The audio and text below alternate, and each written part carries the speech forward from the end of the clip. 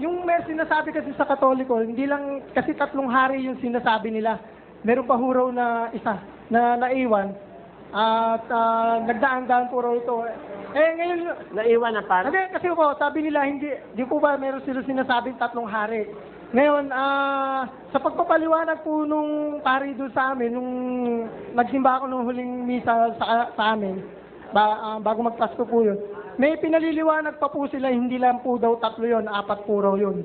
Ano po kaya yun? Saan po kaya nila nakuha yung batayan na yun? Wala silang batayan doon na 4 yun o 3. Ang ganito hindi na nila ma-i-deny yung paniniwala nila na yung hari 3. Pati sa kanta, Tagalog at English We three kings of Orient are, nang si Kristo'y isilang, may 3 haring nagsidalaw. Sa pasyon. Pasyon. Ano mo, magbabasa ang pasyon. Eto.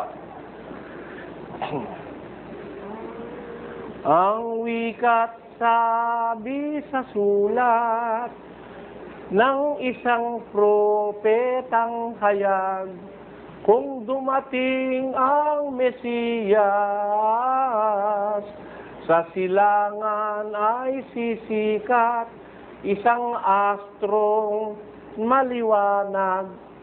Hulang ito'y di man alam niyong 3 haring mahal, ang sa gabi at sa araw na astronomya ang tangan, nakita nila ang pagsilang. Ayun, tama? 3 haring mahal sino yung 3 haring mahal?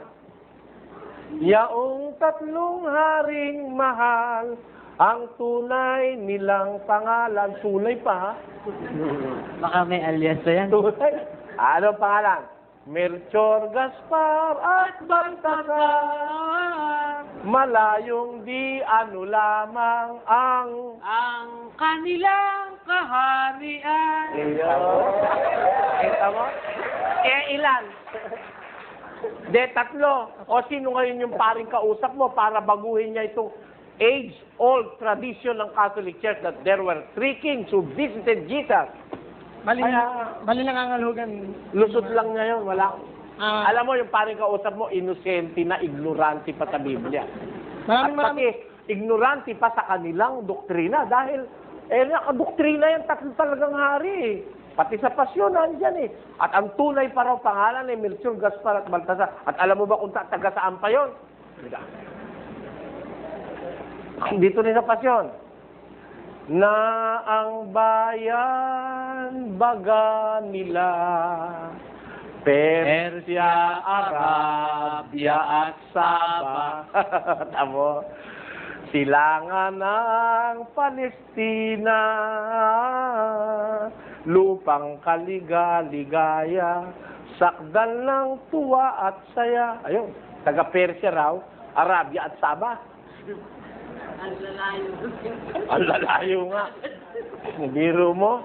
Yan ang sabi sa pasyon ng Katoliko. Hindi natin inimbento ito.